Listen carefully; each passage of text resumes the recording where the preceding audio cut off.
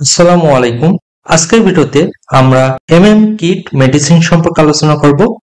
Kit মেডিসিনটি বর্তমানে কেবল tablet ফর্মে পাওয়া যায়। কিট হচ্ছে মাসিক নিয়মিতকরণ করতে বা গর্ভপাতের জন্য একটি কম্বিনেশন ঔষধ। এখানে মাসিক নিয়মিতকরণ বলতে অপারেশন বা অস্ত্রোপচার ছাড়া মাসিক নিয়মিত করাকে বোঝানো হচ্ছে। সেক্ষেত্রে কার্যকারী এবং নিরাপদ মাসিক নিয়মিতকরণ করতে মিফেপ্রিস্টন বা মিপটন ও মিসোপ্রোস্টল বা মিসোটল এই দুইটি ঔষধ একত্রে ব্যবহার করা প্রয়োজন। কিট মেডিসিনটি এই দুইটি ওষুধ একত্রে একটি প্যাকেজে বাজারজাত করে। কিট ট্যাবলেটটি জিসকা ফার্মাসিউটিক্যালস লিমিটেড কোম্পানির প্রোডাক্ট।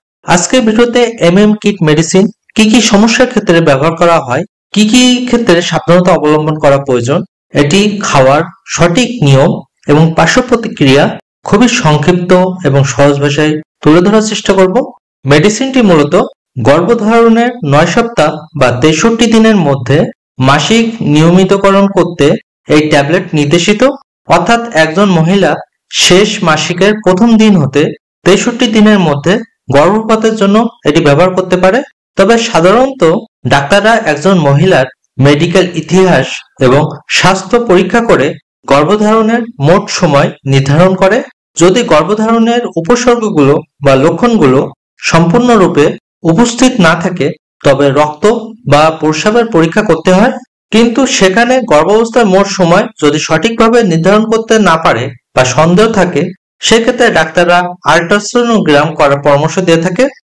কিট মেডিসিনটি খাওয়ার আগে কিছু বিষয়ে অবশ্যই সাবধানতা অবলম্বন করা উচিত। যেমন ট্যাবলেট কিটটি গর্ভধারণের 63 দিনের মধ্যে নির্দেশিত। 63 দিনের পরে এটি ব্যবহার না করাই উত্তম। মাতৃদুগ্ধ অবস্থায় ব্যবহার না করা উত্তম, তবে ব্যবহারের প্রয়োজনীয়তা বেশি হলে চিকিৎসকের পরামর্শে খাওয়া যেতে পারে। সেক্ষেত্রে কিছুদিন মাতৃদুগ্ধ দান থেকে বিরত থাকলে ভালো হয়। তবে মিফেপ্রিস্টন ও মিসোপ্রোস্টল ট্যাবলেট খাওয়ার পরে অবশ্যই প্রথম 5 ঘন্টা মাতৃদুগ্ধ দান থেকে সম্পূর্ণ বিরত থাকা উচিত। ভালো হবে এই 5 ঘন্টায় যে দুধ হবে তা ফেলে দেওয়া। পিলটি অবশ্যই একজন ডাক্তার বা বিশেষজ্ঞের পরামর্শ নিয়েই খাওয়া উচিত, কারণ কোন মহিলাদের ক্ষেত্রে এটি ব্যবহার করা যাবে আর কাদের ক্ষেত্রে এটি ব্যবহার করা যাবে না তা ডাক্তার সঠিকভাবে নির্ণয় করতে পারে। কিট ট্যাবলেটটি খাওয়ার সঠিক নিয়ম: প্রথম ট্যাবলেটটি অর্থাৎ মিফেপ্রিস্টন বা মিপটন গ্রহণ করতে হবে, সাথে প্রচুর পরিমাণে পানি খেতে হবে।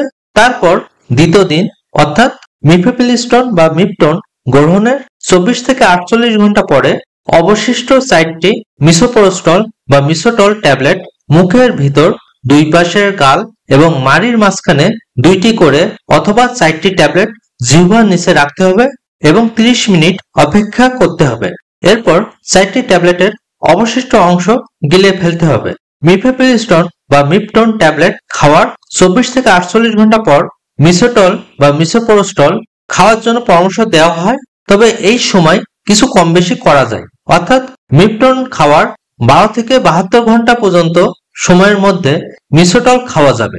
সব কয়টি ট্যাবলেট খাওয়ার পরে যদি তলপেটে ব্যথা করে তবে ডাক্তারের পরামর্শ নিয়ে বিউপ্রোফেন বা ন্যাপ্রোক্সেন ট্যাবলেট গ্রহণ করতে পারে। এটি খাওয়ার পর 4 থেকে 6 ঘন্টা পরই মাসিক হতে পারে। যোনিপথ দিয়ে 2 থেকে 3 সপ্তাহ পর্যন্ত ফোঁটা ফোঁটা রক্ত পড়তে পারে। ট্যাবলেটটি খাওয়ার 10 থেকে 14 দিন পরে প্রেগন্যান্সি টেস্ট করে বা ডাক্তারের কাছে গিয়ে গর্ভপাত সম্পূর্ণরূপে হয়েছে কিনা তা নিশ্চিত করতে হবে। কিটটি খাওয়ার নির্দিষ্ট সময় পর যদি গর্ভপাত না হয় বা মাসিক না হয় তবে ডাক্তারের পরামর্শে পরবর্তী পদক্ষেপ নিতে হবে। কিট ট্যাবলেটটি খাওয়ার পরে কিছু সাইড ইফেক্ট বা পার্শ্ব প্রতিক্রিয়া দেখা দিতে পারে। প্রথম ট্যাবলেটটি অর্থাৎ মিফেপ্রিস্টন বা মিপটন গ্রহণের পরে শারীরিক দুর্বলতা, বমি বমি ভাব, ডায়রিয়া বা মাথা ঘুরতে পারে। দ্বিতীয় স্টেপের ট্যাবলেটগুলি অর্থাৎ মিসোপ্রোস্টল বা মিসোটল গ্রহণের পর জ্বর ও শীত শীত অনুভব হতে পারে। সম্পূর্ণ ঔষধ খাওয়ার পর 4 থেকে 6 ঘন্টা পর মাসিকের মতো রক্তপাত হবে। ছোট ছোট রক্তের দানা পড়া স্বাভাবিক। এই ধরনের রক্তপাত 7 থেকে 10 দিন পর্যন্ত চলতে পারে।